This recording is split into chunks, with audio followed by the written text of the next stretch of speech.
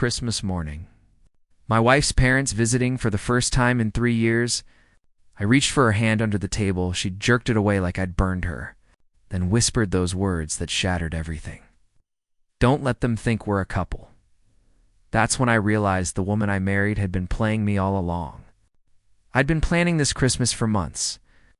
Every detail mattered because Simone's parents were finally coming to visit, first time in 3 years. Gerald and Lorraine lived across the country, and honestly, I think they'd been avoiding us. Or maybe avoiding me. Simone always brushed it off, said they were busy, but I could feel the distance. So I went all out. Decorated the entire house like something out of a magazine. Real pine garland on the staircase. Lights strung perfectly along the roofline. I even bought this ridiculously expensive centerpiece for the dining table because Simone mentioned once that her mother loved fresh flowers. I wanted them to see that their daughter had married well, that she was happy, that I was taking care of her. Christmas Eve, I was buzzing with excitement. Simone, not so much. She sat on the couch, scrolling through her phone while I hung the last ornaments. Barely acknowledging my questions about dinner plans or what time her parents were arriving. Every time I tried to show her something, a new decoration. A gift I'd wrap, she'd give me this tight smile and go back to her screen. The irritation in her eyes was unmistakable, like my enthusiasm was somehow offensive. I told myself she was just stressed about her parents visiting. I made excuses for her coldness because that's what I'd been doing for months without even realizing it. Christmas morning started picture perfect. Gerald and Lorraine arrived early, arms full of gifts, faces bright with holiday cheer. Simone transformed instantly. It was like watching someone flip a switch. Suddenly she was warm, laughing, playing the role of devoted daughter flawlessly. We gathered around the breakfast table.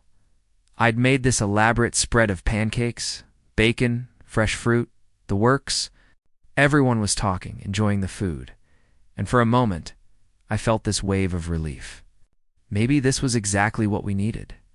Maybe having her parents here would bring back the woman I'd married. Then it happened.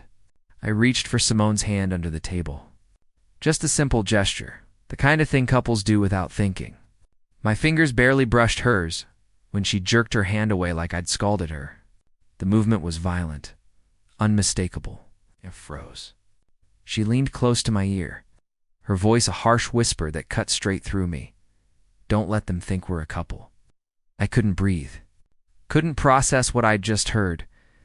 I looked at her face perfectly composed, smiling at something her father was saying like she hadn't just shattered something fundamental between us. Gerald and Lorraine didn't seem to notice, or maybe they pretended not to. But I noticed everything in that moment. The way she angled her body away from mine, the way she served everyone else before, barely acknowledging my plate, how she interrupted me every time I tried to contribute to conversation, dismissing my words with a quick subject change. Throughout that entire day, I was a ghost in my own home. Simone treated me like a roommate she barely tolerated, someone who existed on the periphery of her real life. I couldn't sleep that night. Simone's words kept echoing in my head. Don't let them think we're a couple. What kind of wife says that? Her parents had gone to bed hours ago, and she was already asleep beside me, breathing steady and peaceful like nothing was wrong. Like she hadn't just treated me like a stranger in front of her family. I stared at the ceiling until 2 a.m. before giving up entirely. I needed water, air, something to clear my head. Walking past the study, I noticed the light still on. Simone must have forgotten to turn it off. I went to flip the switch, and that's when I saw her laptop, still open on the desk, screen glowing in the darkness. She never left it open. Ever.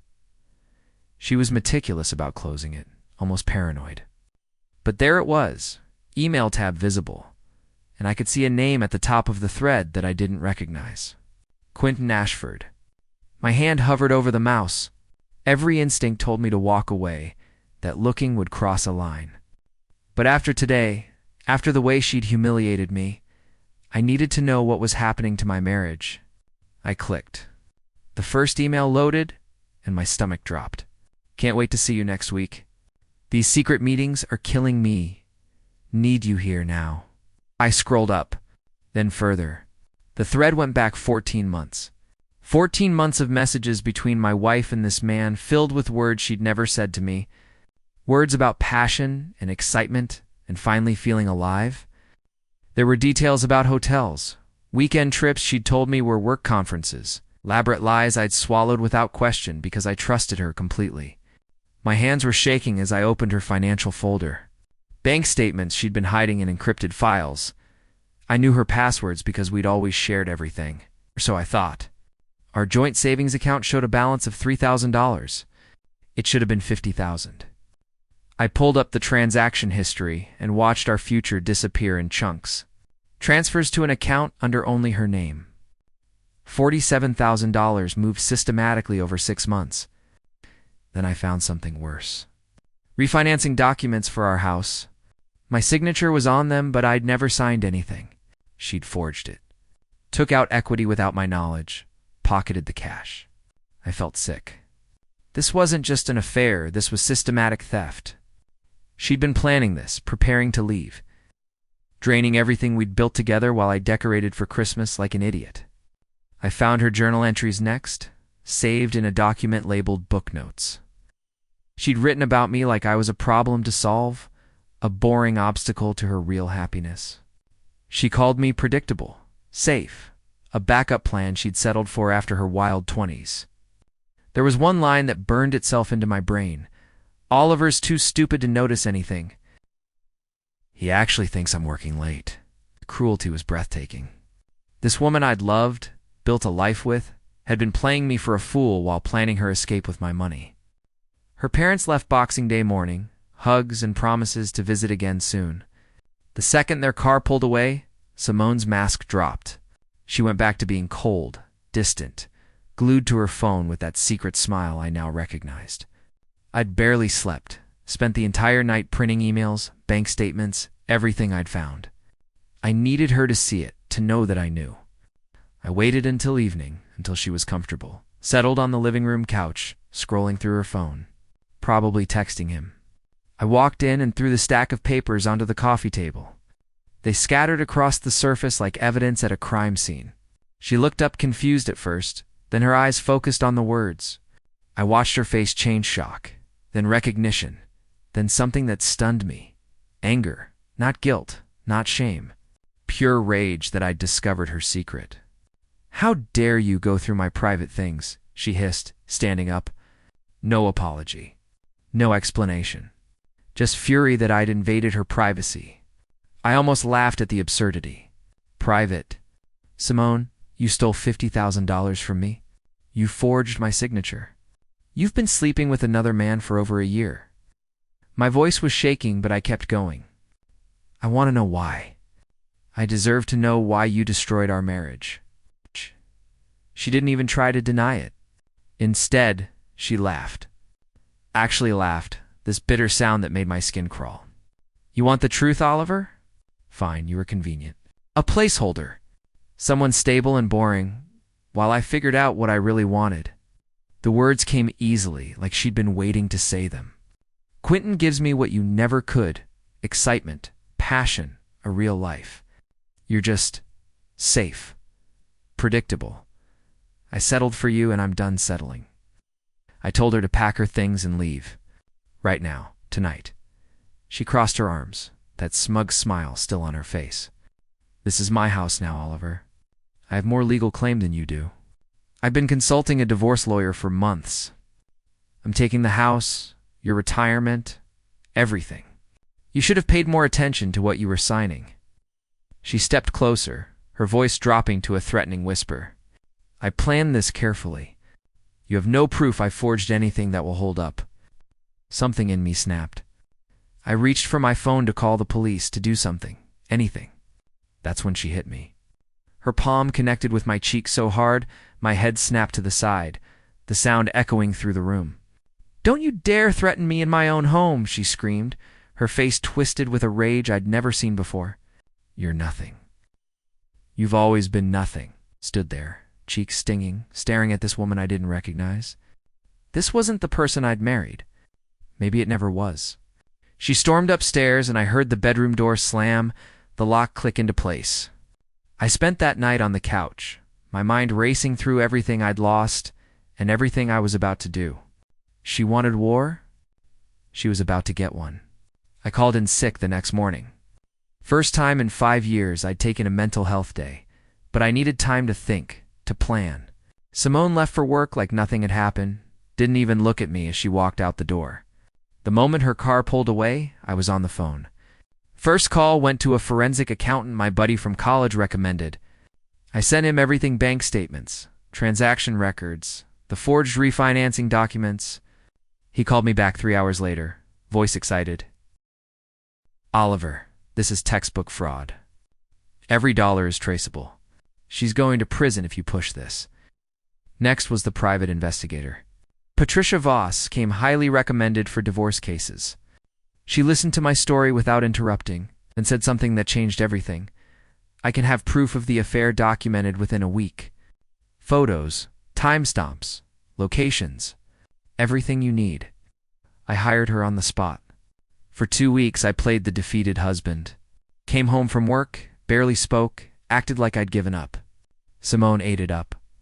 She got bolder, more careless. Started staying out later, stopped making excuses. She thought she'd broken me. Patricia's reports started coming in. Photos of Simone and Quentin at hotels downtown, checking in together at 2 in the afternoon. Romantic dinners at restaurants we'd talked about going to, but never did because she said they were too expensive. Pictures of them kissing outside a luxury condo building. Her hand on his chest, looking at him the way she used to look at me years ago. Each photo was a knife, but I needed them.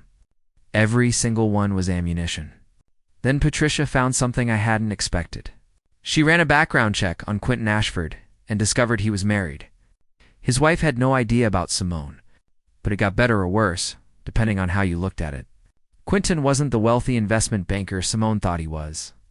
He was drowning in alimony from his first divorce, barely making ends meet. The stable income she'd bragged about to me in those emails? Mostly commission-based, completely unstable. And that luxury condo they were touring? He couldn't afford it. He'd been lying to her the entire time, promising her a life he couldn't deliver. I met with a divorce attorney Patricia recommended. Aggressive, sharp, exactly what I needed. She reviewed my evidence and actually smiled. This is the kind of case lawyers dream about. Adultery, fraud, forged documents, financial abuse. She won't just lose the divorce, she's facing criminal charges. We spent hours preparing. Every document cataloged, every timeline verified, every photograph dated and cross-referenced. Simone got even more reckless. She brought Quentin to our house one afternoon while I was supposedly at work. Patricia's investigator photographed them through the window, drinking wine on my couch, his hands all over her. Their text messages became careless, two talking about celebrating once the idiot finally signs the papers, planning their future with my money. I collected everything. Screenshots, recordings, every piece of evidence I needed to destroy the life she thought she was building. She had no idea what was coming. I had Simone served at her office. Middle of the workday, right at her desk where all her coworkers could see. I wanted maximum impact. Wanted her to feel the humiliation she'd put me through. The process server handed her the paper's divorce petition, its fraud lawsuit, and a restraining order, all in one thick envelope. Patricia told me later that Simone's face went completely white. She tried to hold it together, but within minutes, she was escorted out by security. Crying, papers clutched in her shaking hands. Her colleagues watched everything. The affair, the theft, it would all be office gossip by lunch. My phone rang 20 minutes later. She was screaming so loud, I had to hold it away from my ear. "You can't do this to me. You're ruining my life? I'll fight this, Oliver. I swear I'll destroy you." I waited until she stopped for breath, then spoke calmly, deliberately. "I already did, and you destroyed yourself." I hung up, blocked her number. It felt like exhaling after holding my breath for months. She ran straight to Quentin, I found out later. Showed up at his office building desperate for support, for him to tell her everything would be okay. But Quentin wasn't the man she thought he was. He took one look at her legal troubles and backed away like she was radioactive. Told her they needed space, that things were moving too fast. The coward couldn't disappear fast enough. See, Patricia's investigator had done me one final favor, sent an anonymous tip to Quentin's wife about the affair. She filed for divorce the same week. His firm had a morality clause in their contracts, and sleeping with a colleague's spouse violated it spectacularly. He was fired within days. Suddenly, the investment banker with the bright future was unemployed, facing his own expensive divorce, and he blamed Simone for all of it. The emergency court hearing for the fraudulent refinancing was devastating for her. The judge took one look at my signature versus the forged one, and his expression turned thunderous. "Mrs. Brennan, this is one of the most clear-cut cases of fraud I've seen in 20 years. He ordered her to return every stolen penny plus penalties. The house deed was reverted entirely to my name." And then came the part that made my lawyer actually grinned: criminal charges. Identity theft, fraud, forgery. She was facing potential jail time. But I wasn't done. I called Gerald and Lorraine myself, sat them down over video call and showed them everything. The emails, the bank statements, the photos of their daughter with another man. Lorraine cried. Gerald's face turned red with shame and anger. "We didn't raise her to be this person," he said, voice breaking. "They cut her off completely. Told her not to contact them again until she'd made things right, which we all knew she never would. Her friends abandoned her next. The ones who'd taken her side initially changed their tune when they saw the evidence. Social media posts exposing the affair spread through our community like wildfire. Everywhere she turned, doors were closing. The life she'd tried to steal from me was crumbling, and I watched it happen with cold satisfaction. 6 months later, Simone's life looked nothing like the fantasy she'd planned. I heard through mutual acquaintances that she'd lost her job, the scandal and pending fraud. Charges made her unemployable in her field. Quentin had moved on fast, married someone else within 8 months. Turns out, he hadn't even been divorced when he was promising Simone the world. Just another lie in a relationship built on deception. She was living in a studio apartment across town, working retail to pay her legal fees and the restitution the court ordered. Her credit was destroyed, her reputation shattered, and from what I heard, she spent most nights alone scrolling through social media, watching everyone else live the life she'd thrown away. Meanwhile, I was thriving. I won't lie, the first few months after everything exploded were brutal. Therapy helped tremendously. My therapist helped me understand that Simone's betrayal wasn't about my worth, it was about her character. I reconnected with friends I'd lost touch with over the years. Guys she'd subtly pushed away because they took too much of my time. I got promoted at work, senior engineer position I'd been working toward for years. Bought Simone out of the house completely with the settlement money she was forced to return, then renovated every room, made it mine. Erased every trace of her from the walls. I started dating again, cautiously at first. Then I met Rosalind at a volunteer event. We were both helping build homes for a local charity. She was kind, genuine, had this laugh that made everyone around her smile. We took things slow, and for the first time in years, I felt like someone actually saw me, appreciated my stability instead of resenting it. She valued honesty, communication, all the things Simone had treated as weaknesses. The final encounter happened on a random Saturday afternoon. I was shopping at the upscale grocery store near my house. The one Simone used to complain was too expensive. I turned down the cereal aisle, and there she was, standing at the checkout with a basket of budget basics, store-brand everything, the kind of cart that screams financial struggle. Our eyes met, and I watched the recognition hit her face. Then the shame. Deep, unmistakable shame that made her look away immediately. She tried to approach as I headed toward the exit. "Oliver, Her voice was small, defeated. I held up my hand, stopped her before she could finish. "Don't we have nothing to discuss?" I didn't say it with anger or bitterness, just stated it as fact. Rosalind was waiting by my car, and I walked toward her without looking back. I heard Simone's breath catch, saw from the corner of my eye how she watched me leave with someone who actually wanted to be with me. That Christmas morning, when Simone pulled her hand away and told me not to let anyone think we were a couple, it felt like the end of everything, but it was actually a gift. A brutal, painful gift that showed me exactly who she was before I wasted more years. She wanted me to pretend we weren't together. Turns out we never really were.